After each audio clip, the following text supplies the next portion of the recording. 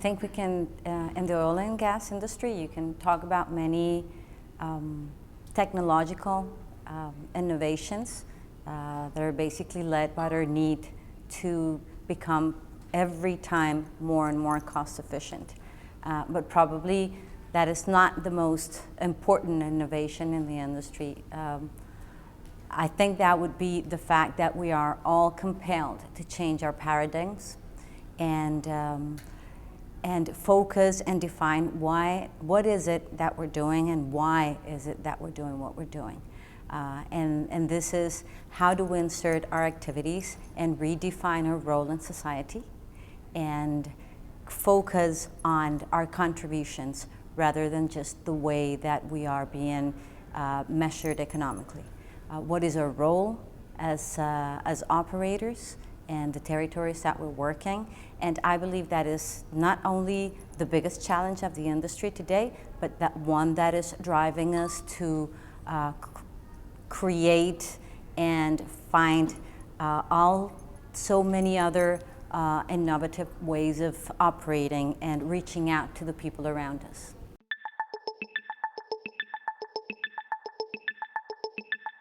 We're doing a bunch of things, and we do have yet a lot of other things to do. Of course, we have a very strict and regulated activity, which compels us to do a lot of monitoring and compensation and mitigation of our impacts. But we're doing that, of course, but we're doing more than that. We're stretching into finding a lot more strategic activities that compensate our impact regionally. We have created alliances with institutions, both private and public, in all the countries where we have operated, and using a bit of our project management skills, if you like, and a bit of our muscle, economic and finance muscle, we are contributing in long-term activities for our regions. For example, in Colombia, we have been identifying areas that are very high environmental value, and we have created alliances with institutions to acquire them and donate them to authorities to be able to either enhance or enlarge our national parks, especially those that are close to our operations. Or you can imagine that many of these very sensitive and pristine areas are in the hands of private parties. Fortunately, many of them have been untouched, and we're trying to reach out to this private parties and to acquire the land from them and converting them into national either civil society natural reserves or attaching them to national parks. So we have done that with the Parque Nacional Chingaza, which is close to our operations and close to our capital. And we've done that with other areas. And altogether, we have donated and protected more than 2,500 hectares of pristine land in our territories. And we are absolutely focused into continuing in that. We have also contributed in creating environmental monitoring stations that allow us to anticipate for catastrophes and floods. And of course that benefits our operation because we're in a very floodable area, but it also contributes for the safety of our neighbors.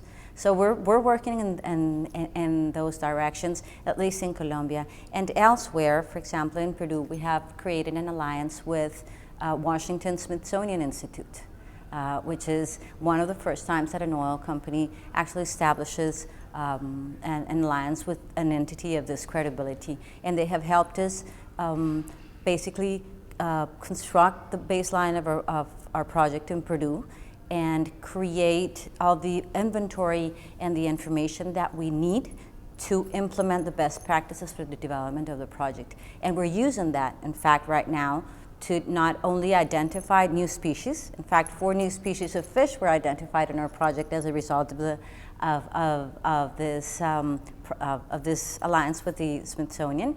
But we have also implemented different lightning systems to not let's say, not interact properly with the animals in the jungle, or we are creating a strategy to have a less fragmented project.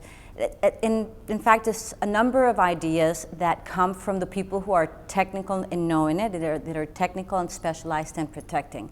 And we're all ears. So we're there to learn from people, and we're there to contribute with our intention and financing this kind of projects.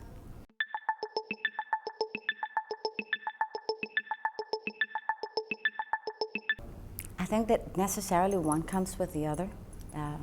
And we can't think of a way not to include the community considerations and the neighbor considerations, and actually the taking into account of what we would call all the above ground issues. Of course, we are a hard, technically driven industry, and it can be perceived as distant maybe, but the company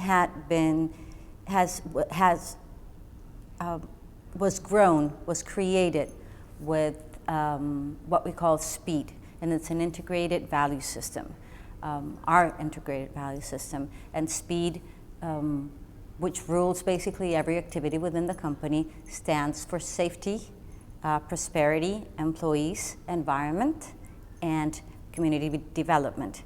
And SPEED basically rules or inspires each and every of the activities of the company to make that, let's say, a harmonic way of functioning in the territories where we operate.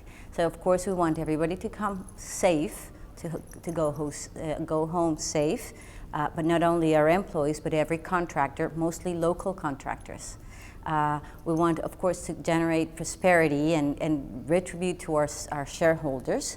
And we want our employees, all of whom share the results of our, let's say, our economic results.